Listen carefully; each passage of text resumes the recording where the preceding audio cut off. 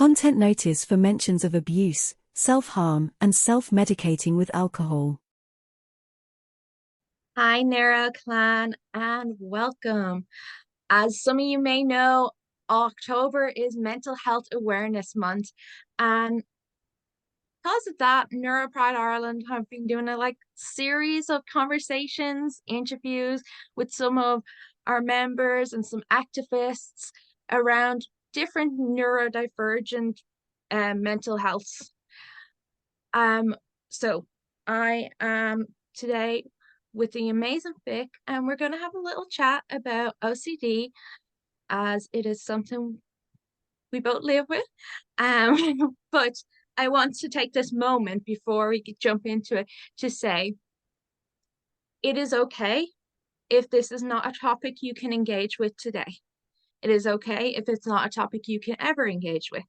These conversations have been tough going, and I don't know how this one is going to go, but if at any stage you need to stop, breathe, take a break, close the video, that is okay. There is no shame in pressing pause, or there's no shame in never returning to the video. We all get to engage at a stage that is comfortable for us, and make sure you put your safety above anything else when it comes to educating and stuff. There's no point trying to consume information that is causing you harm. So with that, I thank you all for listening, and I especially thank Vic for being here. Vic, would you like to introduce yourself? Hi, my name is Vic Kelly-Victor, pronouns they, them. I am a non-binary, white, settled Irish, vaguely masculine presenting person, particularly today. But I'm also disabled in a number of ways. I use a wheelchair due to head injury and coordination issues. I'm deaf, use hearing aids, and I'm getting to the point of needing to use sign language some of the time. So myself and my spouse are learning Irish Sign Language. But what is most relevant to this conversation is that I have OCD and complex PTSD, which is it's a, as I always say, it's a spicy combination. Because there's a lot of ways in which they can't be pulled apart. And because I wasn't diagnosed with OCD until early adulthood, there was a while when there was an assumption that the OCD was just symptoms from the c-PTSD rather than an underlying neurodivergence that had already been there.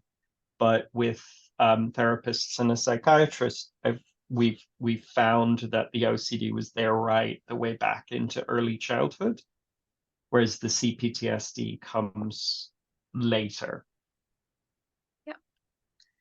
And what else? I'm part of Wexford Pride. Always give a shout out to Wexford Pride. Of course. And then supporter of Neuro Pride. I think you do absolutely amazing work, and lovely to be involved in anything you're doing.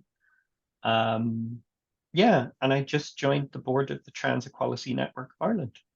So I'm trying to be very involved. Amazing. So much going on for you. So lucky in Neuro Pride to have so many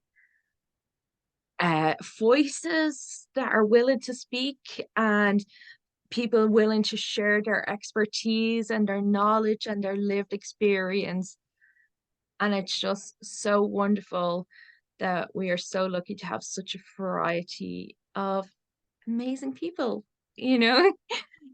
Without you and them and people like you organizing these things, we wouldn't have come together in such a good way. So Thank you. Thank you.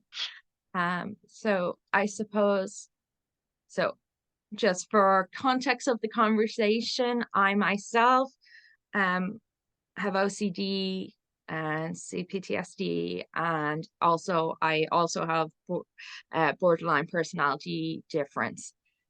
Just so for the context of the conversation, so people are aware of where our different lived experience comes from, because like many things, like everything, no two people are exactly the same. We could have the exact same list of diagnoses and it still presents different in each of us, or we still see our day-to-day lives differently. However, I am to be so bold. Vic done an amazing act for us during the Neuro Pride Festival, an amazing comedy act.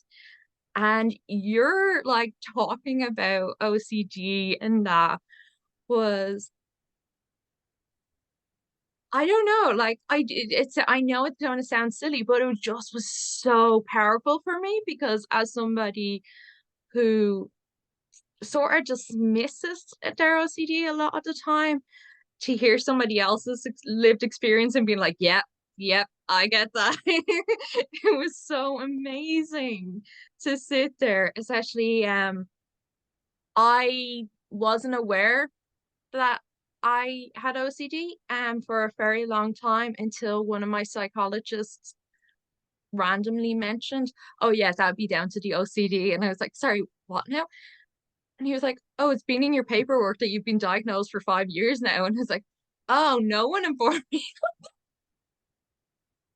The arrogance of like some members of the medical and psychiatric professions, where they will just decide what information we get to have and what information we don't get to have. And like I found that, with my physical diagnoses around the head injury and the effects of that, and like, these moments when someone would go, oh yeah, well, what you're experiencing in your hands is neuropathic pain. And it's like, but I've been having it for 3 years and I've been asking about it and no one has given me that information, but it was there from the start and stuff like that. So yeah, it's really annoying, but not surprising that someone would go, oh yeah, no, OCD, it's in your paperwork.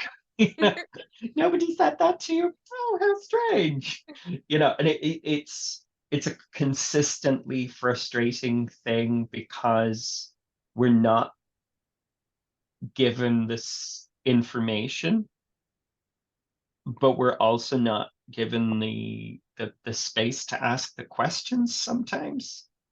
And I think particularly when certain diagnoses get layered onto someone, the agency starts to get taken away. And I find a lot of people, they get an ASD or autism diagnosis, and suddenly psychiatrists are deciding, well, they can't handle this information and they can't handle that information. It's a total misreading of someone's ability to handle the information, and B, it's our human right to know our own medical information.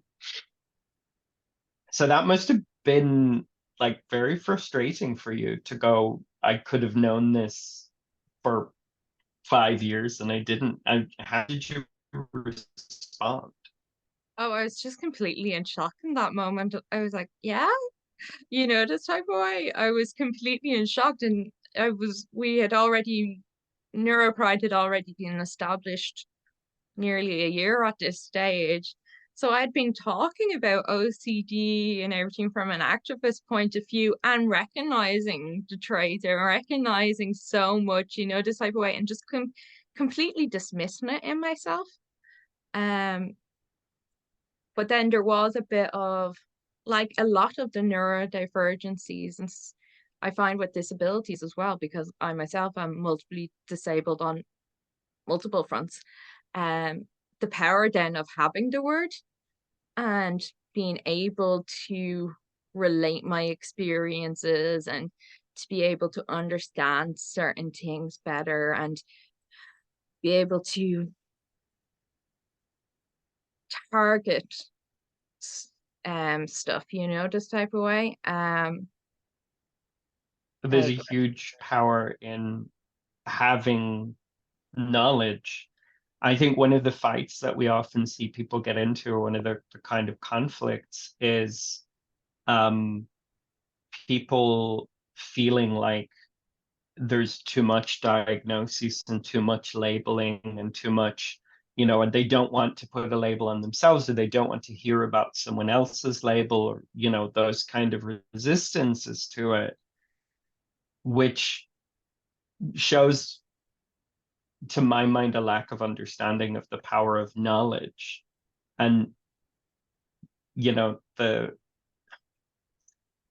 I was reading something where someone was bemoaning like that we are currently in this rush to get a diagnosis, and accepting these diagnoses. And these diagnoses are ways that the state could, work against us in the future, because we have all these diagnoses. And at a certain point, the state could say, well, now you're too disabled for this, or you're too disabled for that. And there's a bit of, yeah, of course, there's a bit of me rejects some of that on a conspiracy theory level. Although, on the other hand, we've seen that plenty of states are capable of, plenty of messed up stuff.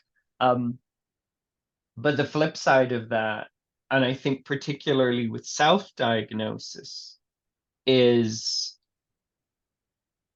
it once you put it together and once you understand that these things that you thought were broken about you, or these things that you thought were like uncontrollable, or these things you were fighting against, or these things that you felt alienated you from other people, kind of coming to see, okay, that's just how I process information and remember information, and perceive the world. And, those are just my differences. I find it extremely empowering, in the same way as I found non-binary empowering when like I finally heard the term and went, yeah, or asexual because I'm on the ace spectrum, or panromantic because despite being ace, I do love. And all of these things, these labels and in diagnoses, there's an empowerment of knowledge. And for me, as an adult, getting someone to say, this is OCD, this is complex PTSD, and being able to go away and research those at the British Council Library, because this was pre-internet. I'm old. The empowerment of being able to say, okay, so when this happens, when I get a paralysis because the conditions are not perfect for me to do something that, like, I want to do, whatever it is, like sorting my books on the shelf, or writing like a paper for work, or cleaning the downstairs of the house. But I just, it's in my head that it's not the perfect setup. The conditions are not right. I don't have everything the way it should be. I don't have the right bookshelf to sort the books. So even though there's a pile of them on the floor and they keep getting knocked over, and there's dog and cat hair getting on them, I don't have the right bookshelf, so I can't sort them out, so I can't put them where they belong, and I just get into that paralysis. And that was not something I saw in people around me. But when someone came along and said, well, this is OCD and this is what it is, and I read up on it, then suddenly that paralysis became, okay, I understand you now. And you're still there, but I understand why you're there. And I understand that, like, I have to find a different way to flow around that paralysis rather than like fighting it to the point of exhaustion, or fighting it to the point of um content warning. Yeah. Self-harm is part of the expression of both my OCD and my c-PTSD. I'm guaranteeing the viewers and listeners I'm not going to talk about it in detail. I'm not going to describe it in detail, but content warning, I may reference it from here on out. But if I fought too hard against that feeling of being paralyzed by not having the right conditions to do something, it would often go into the realm of self-harm. Particularly prior to the diagnosis. But since the diagnosis, I'm not saying I have been able to like stop self-harm completely from my life, but when I would be getting into that situation of needing to do something or wanting to do something and feeling like I couldn't because, I can't make a sandwich, I can't make dinner because the kitchen isn't right. They're just, I cannot explain what's wrong with it, but it's not right for me to make dinner. And instead of getting into a situation where I'm fighting to the point of tears or wanting to self-harm or shut down, I just walk away. Generally around eating, actually, like going, okay, it's happening. I'm not going to be able to make dinner. I have to eat cornflakes, and and I'm leaving the kitchen with a box of cornflakes, and I'm going to eat them dry, but at least I'm going to eat some. Do you know what I mean? Like, but I couldn't understand it, and therefore I fought it because I was fighting to be normal. Yeah. Post-diagnosis, it's such a world of difference, and that's why I'm very pro self-diagnosis. If you don't want stuff on your paperwork, if you don't need stuff on your paperwork, I'm still pro self-diagnosis because it's a journey of self-discovery, just like being panromantic, asexual, non-binary, whatever else is out there. Because we're not, we're not given those options to learn about ourselves in the educational system. Our parents don't generally have those options, particularly mine. I mean, I was born in 1973. My parents didn't know anything about this kind of stuff. Like even talking about dyslexia and things like that was not,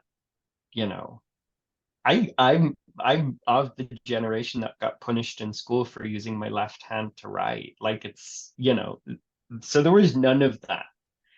And I think that continues, like in a lot of countries, including Ireland, that parents are still not educated enough to spot it in their children. And schools are not talking about it, and therefore people go without diagnoses. They do. There's several things I'm going to address there, if that's okay. But first, I'm going to unblur my background because it keeps distracting me that my cat keeps getting blurred. So I apologize, people. That's okay. Yeah. But I just, yes, in Neuro Pride we completely accept and recognize self identity when it comes to neurodivergencies. And you're right, not everybody wants or can have things on their paperwork. There's a level of privilege to be able to say these things the way we are saying them, because there is a danger around saying I have OCD, I have BPD, depending on what you work as, what you know, this type of way. It could literally cost people their jobs. It could cost people investigations into childcare, you know, this type of way. There's so many things that might prevent somebody from seeking out a diagnosis, not withholding the idea of how expensive it is to go through the private system in Ireland and how the public system is so gate-kept at a ridiculous level. But I just want to address also for our amazing listeners, yes, once again, hard conversations, feel free to come and go as you please, but also the content notices are at the top of the description. So if you want to try to prepare yourself, that is completely advised. I shouldn't say that. The demand avoidance amongst us will hate me now. But I think I relate a lot to what you are saying, and I would get that the power to be able to you give yourself another level of compassion with the words. Not everybody, and for a lot of people that's a journey, but at least it gives you the avenue to be able to do that. I know myself, without the words, I was very down and like felt like I was absolutely broken. And then when I got the words, for I I got I got diagnosed, I got informed of my diagnoses of BPD, autism, and OCD all within the space of 12 months. And an amazing 12 months. What a journey that was. And there is power in it. And like, once again, I am aware that this is going to sound silly, but I, like you, would have self-harm would particularly come in those moments where I'm basically beating myself up of I should be doing better, I should be pushing through this. Nobody else struggles to eat dinner, so why the hell am I struggling to eat, you know, this type of way. And then when I was able to give myself the freedom and the acceptance of, okay, well, we can work on getting better with this, we can work on developing different strategies, but that's not today because I'm already in a heightened state and I can't improve when I'm already. Therefore, this alternative. The dry frosties are my go-to. So, and as a result, I'm like a year without my most dangerous self-harm and coping mechanism tomorrow. So yeah. But I'm very aware that not everybody listening to us may know what OCD is. Would you like to try to just explain the unexplainable? So, originally called obsessive-compulsive disorder. A lot of people prefer obsessive-compulsive difference or obsessive-compulsive divergence. Is based around these very psychiatric ideas of obsessions and compulsions. And an obsession is a thought that you can't get rid of, and a compulsion is a behavior that you do in response to something where you feel like if you don't do that behavior, X or Y will happen. Very often, the obsessive thought triggers a compulsive behavior. So the obsessive thought that I cannot make dinner trigger the compulsive behavior of self-harm, or the obsessive thought of, the world is going to end tomorrow might trigger the compulsive behavior of trying to gather all of your things into one small space. And like all neurodivergences, there is also an element of perceiving, processing, and remembering information in a way that doesn't align with what we think of as typical. So hyperacusis, so an oversensitivity to sound, can be part of OCD. And that, I should just say, I always think of the neurodivergences as like an Olympic rings arrangement of circles, because there's so much overlap. Like There is. hyperacusis, you look at autism, autistic spectrum disorder, Tourette's, OCD, ADD, you'll find like that, and a lot of those people will say, "Oh, I have hyperacusis," and a psychiatrist might say, "Well, hyperacusis belongs to autism and doesn't belong to OCD," but people with OCD will tell you hyperacusis definitely belongs, and so that's on the perception side of things, that I can sometimes have a conviction that someone is shouting at me when they're not. And that perception knocks an obsessive thought relating to anger and violence happening to me, which can knock into a compulsive behavior of trying to fawn or please that person and make sure that there is no, violence. However, that also, on complex post-traumatic stress disorder, that fawning, that fear of aggression, that could also be a trigger going in that direction. And I think that's where the complexity lies with me, is there are obsessive thoughts for me that are my entire life, and there are obsessive thoughts that come from the events that led to the PTSD, and they swim like sharks in the same water.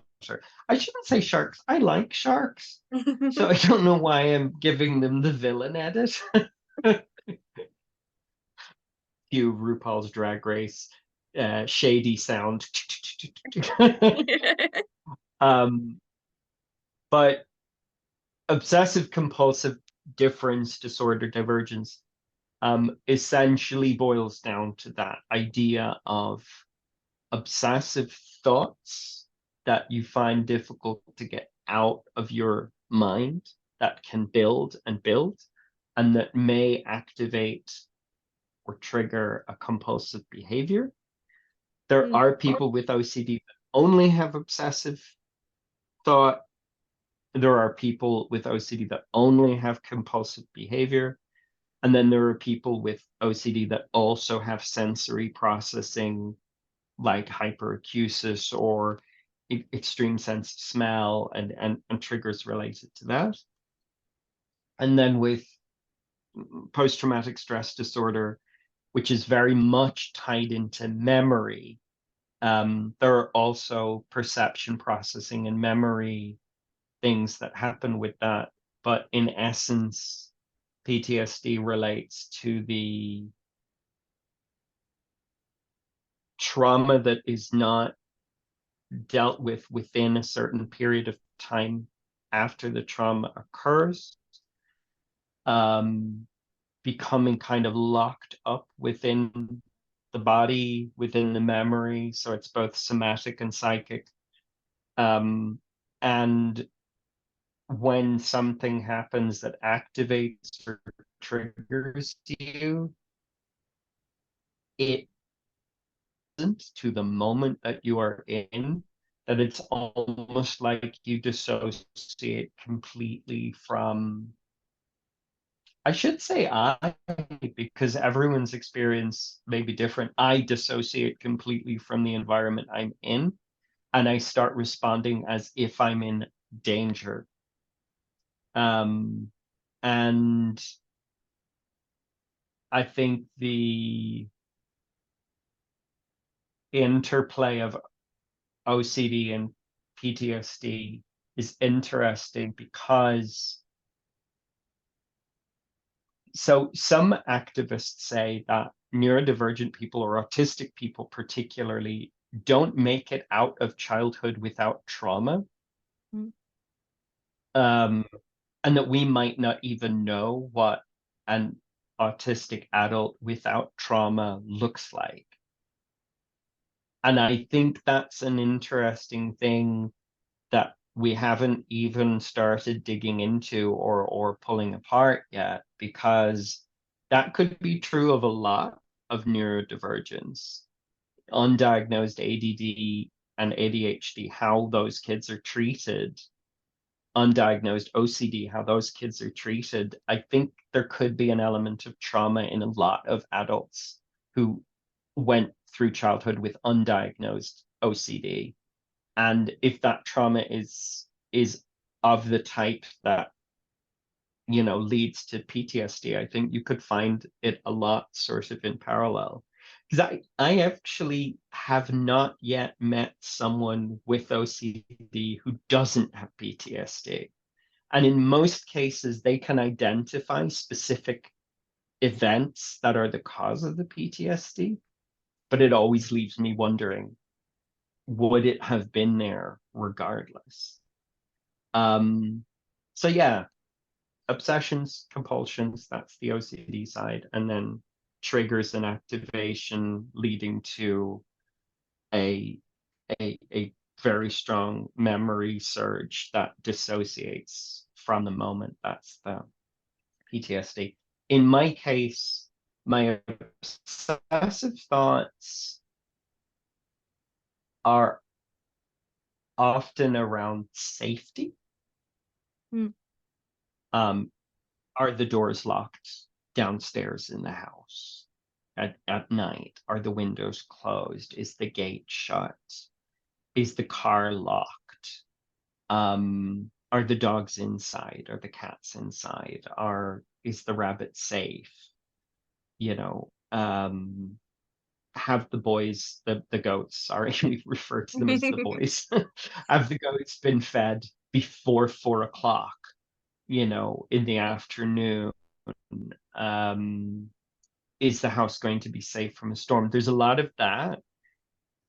And it comes when my mind is trying to be quiet, and I will just lie in bed at night, and those thoughts will really like start to build. And then it leads to the compulsive behavior of wanting to check all of those things. But because of my physical disabilities, there are certain things I can't do. And then it's like, I'm afraid, even though my spouse, Veronica, has given me no reason in 10 years, no reason to fear her, ever. She has never raised her voice to me, but I will start to become afraid to ask her to check, because my obsession and PTSD start like really winding me up. And that would be like, these days, that would be my very typical obsessive thought about safety, which is connected with my PTSD, because my PTSD relates to assault and SA. And these compulsions about wanting to triple, quadruple check that everyone is safe. And that like, where is the cat? I can't go to bed without knowing where the cat is, you know, Lucy is completely black, and she sometimes likes to sleep way under the bed. And when she closes her eyes, she doesn't even have white whiskers or anything on her. She is invisible, and it can take me an hour of going around the house going, I'm not going to do the noise now because she'll wake up, but going pish, wish, wish, wish, you know the noise I mean, trying to find her. And sometimes she's like, I could care less. um, and I made light of it. I think one of the things I do in my activism is often turn to comedy. I think comedy, particularly punch up comedy, where you're punching up, you're never punching down.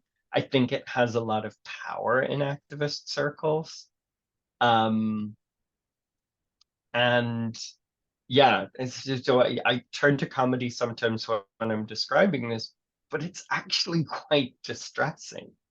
In the moment, it can be very distressing to have this feeling of like not being able to believe that you're safe, and not being able to believe that the tree's not going to fall on the house, and the car's not going to get stolen, and the cat's not going to die. All of these things, there is a distress level. And so a lot of my management of OCD relates to trying to find ways to put my brain on a track. I don't know. I mean, I don't want to be one of those people who's like self-helpy and telling people this works. It works for me. Yeah. I will, for example, put my mind onto listing from 1963 to present the Doctor Who stories in order, or the companion characters and the actors who portrayed them in order of appearance and departure from the show, or something like that, some listicle kind of thing in my head, and just pushing myself to focus on that, because then there's no room for the obsessive thought. But it's taken a lot of work to get to the point where it works. And in a way, it sort of becomes a compulsion to do it. Because now when I lie down at night, I go, well, I better start doing my Doctor Who episodes. Otherwise, a compulsive thought will form. I'm just going to do this so there's a little more light. Otherwise, a compulsive thought will form, and I won't get to sleep. So in a weird way, my coping strategy has become its own compulsion. Wouldn't know what that's like whatsoever. Yeah. My nighttime thing to shut my brain up is I create little stories in my head, but I go through a list. They're always like fanfic-y, self-insert nonsense, just because that's what my brain can deal with in that moment. But I go through a list of characters, is like trying to land on, oh, what story do I want to do tonight? But if the thoughts are particularly loud, I will have to say the characters out loud. Um, which I was sharing a room with my friend there recently, and I was sitting there and I was like, okay, Dean, Cass, Sam. And he was like, what are you doing? He was like, no, it doesn't matter. It doesn't matter. Go sleep. Put your loops in and go to sleep. Yeah. I was like, It's funny you should mention stories, because one of the things that I have done is I'll go, okay, season 1 of the revival of Doctor Who, let's fix it. Okay, the first fix is Rose and Mickey should be friends, not dating, because it really damages Rose's character that she just abandons someone that she's supposed to be dating to run off in the TARDIS when that person's obviously traumatized. It works much better if they're just friends. you know, Yeah, second thing, you know, yeah. and Yeah, just going through it, and yeah, it's kind of like building this story that the way that I would have written it, like where I can't really change very much, but I'm changing details.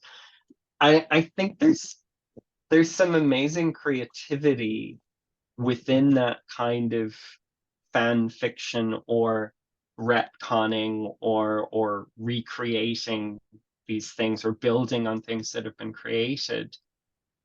And a lot of it comes from the neurodivergent community because special interest. yeah. It is a special interest, and therefore we know it inside out, and building on it can be therapeutic, it can be enjoyable, it can be a way of getting to sleep, can be all of these things. Yeah, yeah, special interests, it's absolutely something that I find, again, those Olympic circles, special interests supposed to be autism, autistic spectrum disorder, but I definitely see it happening beyond that. There is, they really are so overlapped. Like um, if you in Google Images, if you typed most neurodivergencies versus another one, so whether that's like autism versus BPD, you get these lovely Venn diagrams of different stuff. And I just love seeing the overlaps. Not all of the overlaps are accounted for because very clinical stuff. But even Mm-hmm. as a community, we constantly seem to be comparing those overlaps, and I do like them.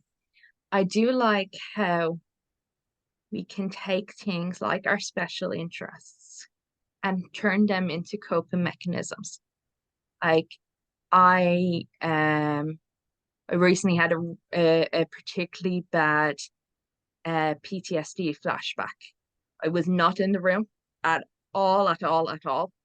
Um, and the only thing that actually got me back to the room was my friend put on one of my favorite songs on repeat. And eventually I was like, it was as if I could hear the music and it was bringing me back. But apparently he had been talking to me for a few minutes prior to that, being like, you're safe, I got you. But I just genuinely was not processing that. I was not aware of that. And even now, I do not have a memory of that. I just have him telling me that that happened, you know, this type of way. Um, Because at its harshest, PTSD takes away so much of our ability to process information.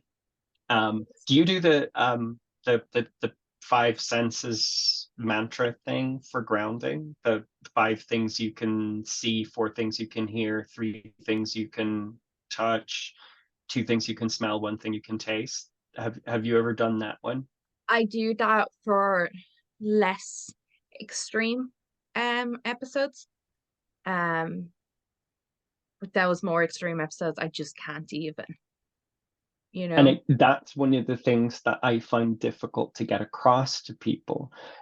Yes, that 5, 4, 3, 2, 1 across the senses works sometimes, Yeah. but there is a border at which, depending where someone is on their therapeutic journey, on their, you know, depending on how much their allostatic load has been lately, all of those things, um, there is a point where that might not work, and telling you you're safe might not work, Yeah. and that it is going to take something else, and that special interests can be that thing, you know, slap on some 1970s Doctor Who and or the old black and white Addams Family or some Muppets, and you might get me back. Oh, I'm so lucky that music is such a big part of me that music generally can pull me back from anything, or even pull me back enough that I can do other things. Whether that's I'm on the verge of a panic attack, or I'm generally speaking, I will always have my headphones on in public spaces. I will always be listening to something. I was at a concert the other night, and until the band started, I was listening to music in my headphones because there was just so much going on. It was overwhelming how much there was. The Tree Arena is a very sensory overwhelming place, so the music was keeping me grounded enough until the band started. And I'm lucky in that sense because not everybody's coping mechanisms are as easily accessible. Not to say like that things are easy. Like music just makes it that bit more easier. Right. I mean, I think that broadening out from neurodivergence right across mental health, I think coping mechanisms make things easier Mm.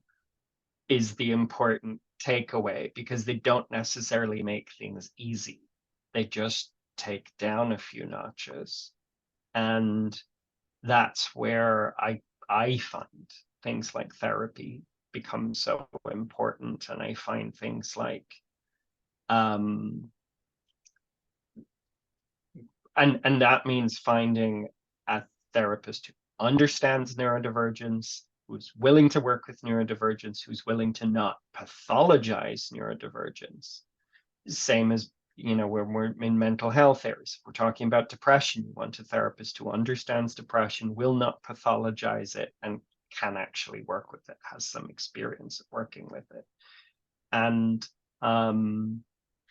yeah, I mean, for me, therapy has been, a long-term thing, and it has definitely helped me. I'm not going to be one of those people who tries to convince every single person to go to therapy. I know some people have had very bad experiences, particularly people in the neurodivergent community who go and have repeated bad experiences with very neurotypical focus therapists or psychiatrists who are really, really focused on the pathology and the cure and the fix. These things that are not, not okay. But I've been lucky. When I lived in Germany, I had a therapist there who worked very well with PTSD and OCD. And now I have one here in Ireland. Also, I've just been very lucky with that. It has led to a point where, while OCD and PTSD, well, OCD would be like my everyday life, and PTSD would be my every week life, if that makes sense. I have enough strategies, and my spouse Veronica's aware of enough strategies that we can manage a lot better than, for example, 15 years ago, where there would have been nights when I would end up in a fetal position on the parquet flooring of my German apartment, lying on one side in that position, balled up for 6 or 7 hours, because it was the only way I could ground myself, and the only way I could avoid self-harming, and the only way that I could just make myself quiet again. And I think because the coping mechanisms that I had as a teenager and as a 20-something in my 30s, they just didn't work anymore. And I guess where I'm going with this is coping mechanisms evolve, they change with time. My coping mechanism as a young teenager was complete isolation and self-harm. As an older teenager, it was self-harm and alcohol. a lot, a lot of alcohol. I'm actually completely sober now. I don't identify as an alcoholic, but I do identify as sober because I just have Scott. Sorry, I apologize to viewers that my camera may be shaking slightly, but to get a good light, I have to turn around and there's nowhere to put the lamp. Although let me try one thing, because it is shaking, and I know that might be very frustrating. Let's see if this works. And then in my 30s, like, you know, self-harm wasn't stopping the obsessive thoughts. Drinking wasn't stopping the obsessive thoughts. Marijuana wasn't stopping nothing was stopping the obsessive thoughts anymore. So what I thought of as coping mechanisms, they just weren't working anymore. And that's when I had to start like finding other avenues and finding other ways. I should say my coping mechanisms as a teenager and as a young 20-something were also coping mechanisms for something that had no name. Yeah. Because I didn't know, I didn't have the diagnosis. But yeah, I think it's something that I have to keep like looking at and thinking, you know, what's the right coping mechanism for now, for this point in my life, for this situation that I'm now living in. Because, you know, in my 20s, I lived with a boyfriend in Poland in the closet because we would have both lost our jobs, but we lived together. And he was a drinker and a smoker, and I was a drinker, and you know, we lived in a 30 square meter space and shared a kitchen and bathroom. And, you know, that's a totally different life to being 49, almost 50, living in Wexford in the mountains with 2 cats, 2 dogs, a rabbit, and 3 goats, being married to someone who is a therapist and who understands a lot of things, who has her own neurodivergence, and being sort of armed with all of this knowledge, but also with community, you know, because we're out and proud of our queerness and we're connected through Wexford Pride and TENI and trans harm reduction and so on, and Neuro Pride. On that side, because we're also out and open about our neurodivergence and connected to community that way too, you know. And I think that the coping mechanisms change over time, and we have to be okay with them changing over time and be okay with exploring them over time. Yeah. Am I a bit rambly? See, Yeah. now my mind is just saying I've been rambling and talking too much and taking up too much space and No, you definitely have not. No, you definitely have not. Everything you've been saying is extremely valuable, and I am so grateful. Just to address that concept of coping mechanisms, in particularly therapy. I will put the link in the comments, all that jazz. But once again, I will say I understand that private therapy is a privilege that not all of us can afford, myself included. But there is an amazing resource of neurodivergent practitioners directory that I will put down in the comments. It's an amazing resource, whether that's therapy or coaching or OT. There's loads of different practitioners across the world that do both online and in person.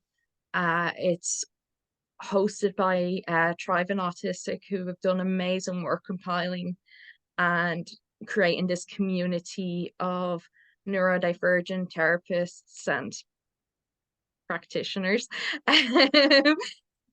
So I will put that there because yes, that if you can afford therapy and you want to explore therapy, I think the kindest thing you can do to yourself is to find somebody who's neuroaffirming.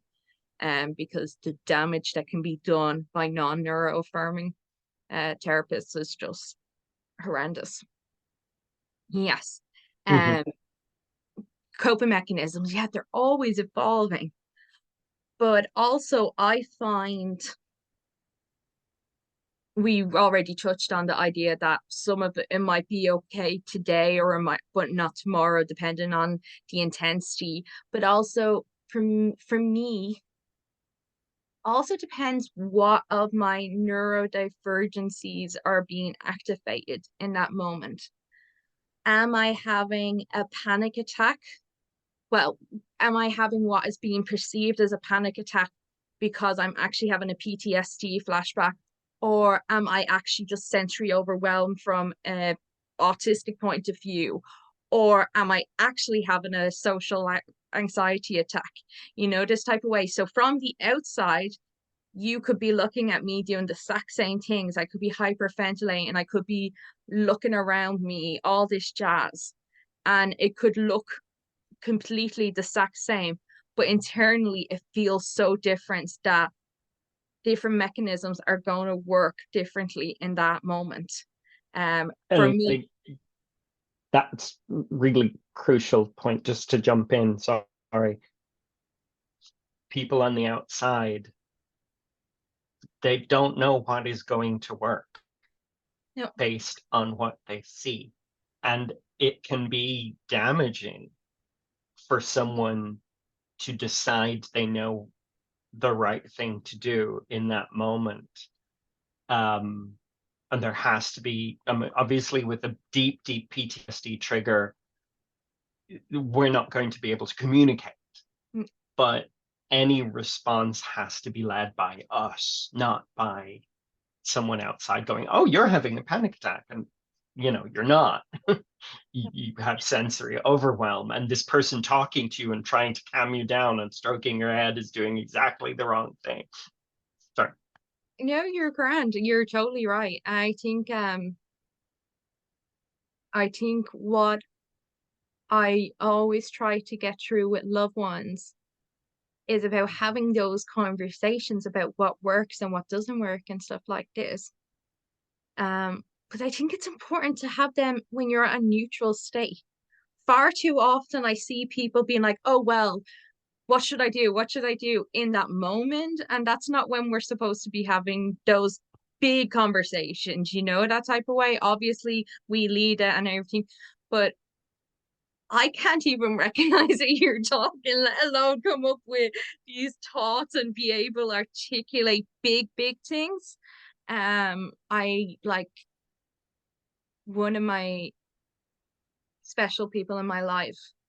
Me and her like have little I don't know how to describe it other than little code words. And she knows, because that might be the only words I can get out of my mouth. And she knows if I say dove, what to do in that moment. She knows that is the critical point.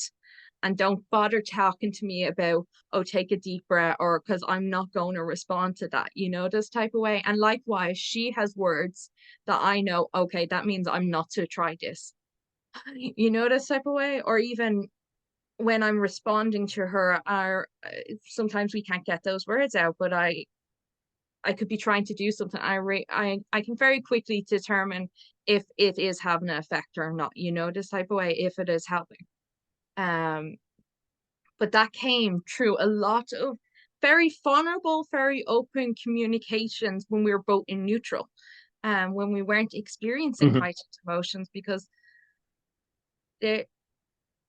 my reasoning isn't at its highest functioning when I'm, whether that's like having a PTSD flashback, or whether that's a panic attack or whatever it is, I could be saying things and it doesn't make any sense even in my head, let alone to you, you know, this type of way. And I find, especially with the PTSD stuff, it's almost like reverting back. I especially the stuff that are related to my earlier childhood.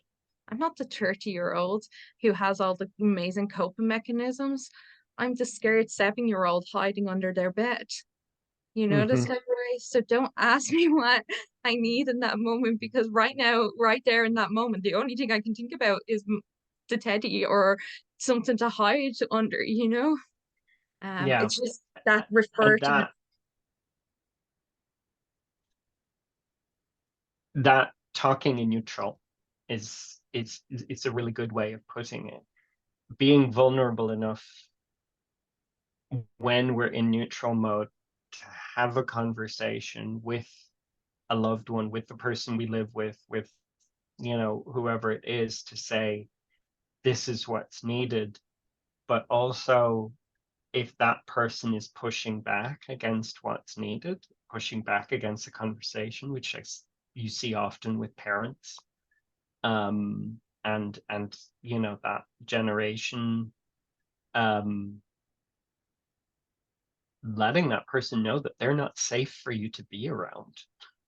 Like, it's not safe for me to be around someone who's going to ignore the triggers that can bring on the worst of PTSD. Yeah. It's not safe for me to be around someone who's, if I'm in a safe obsession spiral, is not going to help me check that we're actually safe, you know, and those kind of things. But it's a lot of difficult conversations, and it's a lot of brave conversations and vulnerable conversations to get people to the point where they'll understand that this is not figare, this is not something that it'll always work if I stroke your head, or it'll always work if I tell you to do the mantra, or it'll always work this and this. To get them to understand that there is a variety of coping mechanisms, a variety of responses, and that sometimes if they're not getting through, they should stop trying to get through, you know, and all of these different things. It was interesting when you said about from the outside, it looks the same. Go into much detail, but this act of like grabbing, squeezing, or pulling my fingers is something that happens when I'm having obsessive thoughts and when I am on the verge of a trigger in PTSD. And it looks the same, but if it's an obsessive, if it's a compulsive response and someone says, stop doing that, that's going to work. But if it's a PTSD response and someone says, stop doing that, it actually makes it worse. And Yeah. that's such a difficult thing, because you can't visually tell what it is. It looks the same. There's something in my face that Veronica's able to recognize and know whether this is just OCD or this is PTSD, and know how to respond. But most people aren't looking there. They're looking at what you're doing with your fingers, and you know. Yeah, it is. Yeah. I am very conscious that we have been talking a while. I feel like we could talk for hours. Every time we get into a conversation, I'm always fascinated with what you have to say. But Likewise. is there anything in particular you would like to end up on, or is there anything that you're like, oh, I never got to say this, but it's of utmost importance? I think the biggest takeaway from the last sort of 20 years has been for me is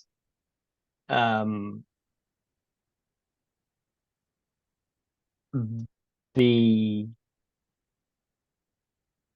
pathologizing ADD, OCD, ADHD, ASD, autism, Tourette's, borderline, pathologizing any of those. I would also throw in there dissociative identity disorder and what they used to call bipolar, and like pathologizing those doesn't help in the long run. Might help in the short run. Medication, et cetera, might help in the long run as well. Medication can help in some cases. I personally am on what's the one? An SSRI? Yeah. A serotonin reuptake inhibitor, selective serotonin reuptake inhibitor. And it helps. And I wouldn't push it on anyone, but it helps me. And I think that, so I'm not saying there's no value in medical solutions. I'm not saying there's no value in medication, or there's no value in going to a doctor.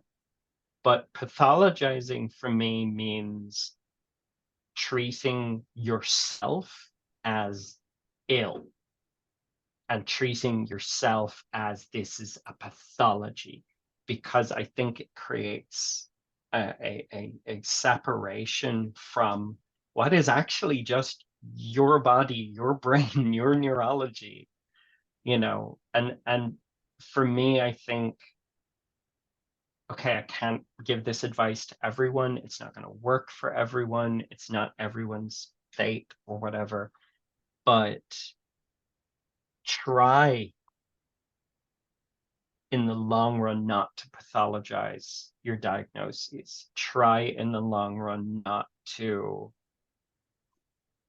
and Veronica would tell me that I should turn this into an I statement. I have tried in the long run not to pathologize my diagnoses, and I have tried in the long run not to distance myself from the diagnosis, because over the past 20 years, I have found that embracing my OCD as something that just happens because of my neurological makeup and because of the way I perceive, process, and remember information, and working with it instead of against it has been easier.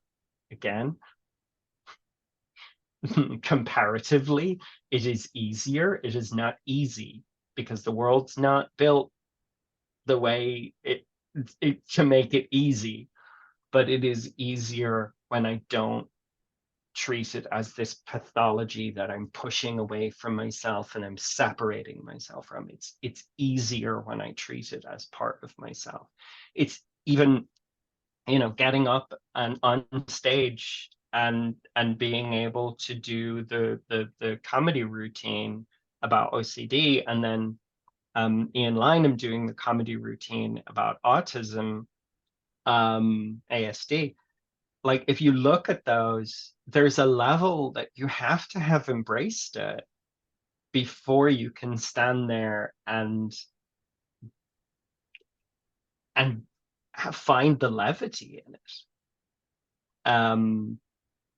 So, and again, not saying this will work for everyone, but for me, in the long run, not pathologizing. Yes, I take an SSRI. Yes, I have also taken Xanax in the past, and I've also taken sleeping pills sometimes, and, different medical solutions, absolutely, to make the road easier. Not saying that they won't work or they can't work, but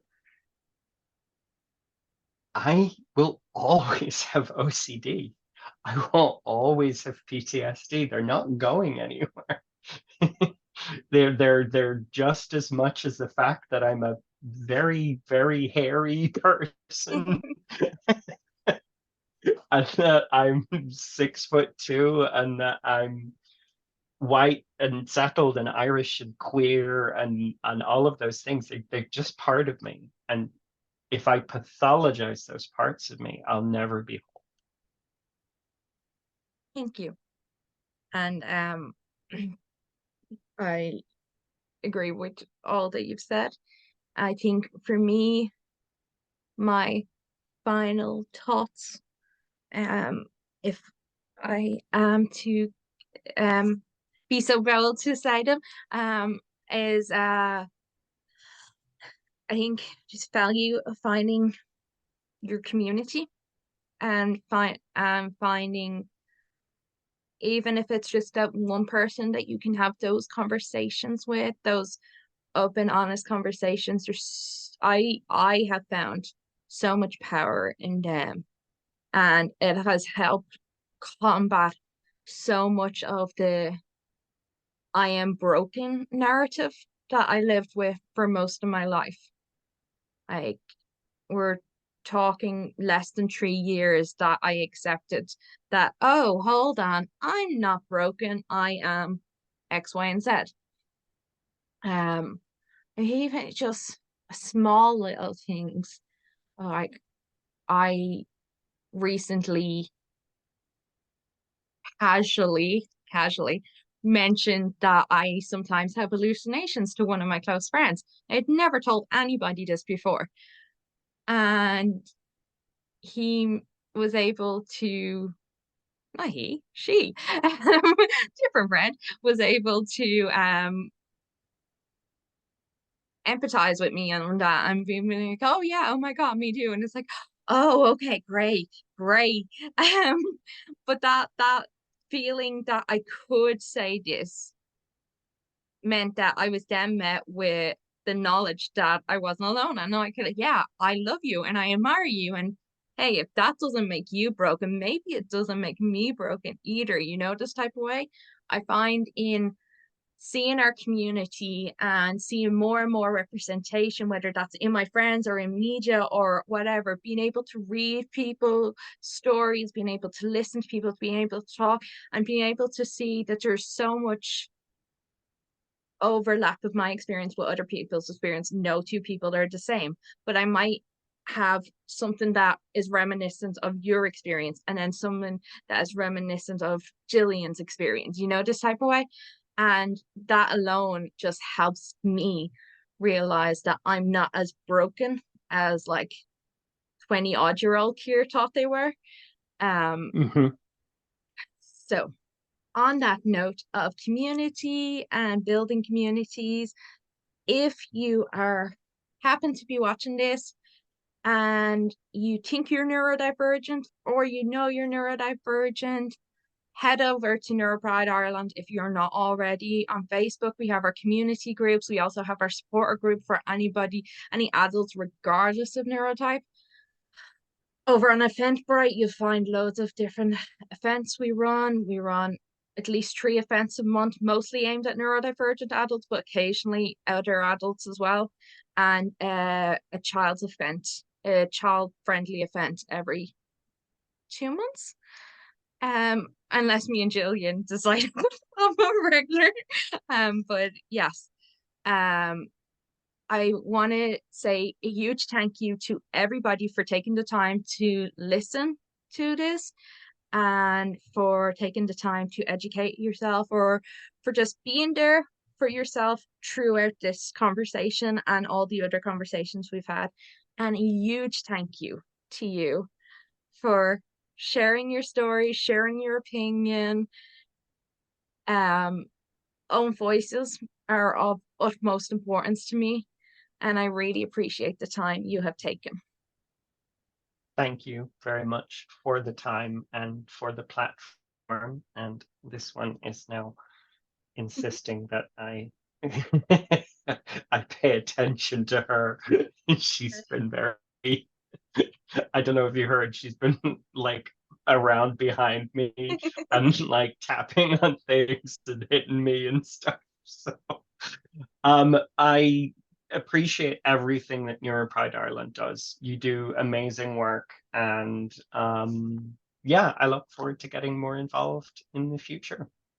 So Perfect. thank you very much, and And thank you and goodbye to everyone.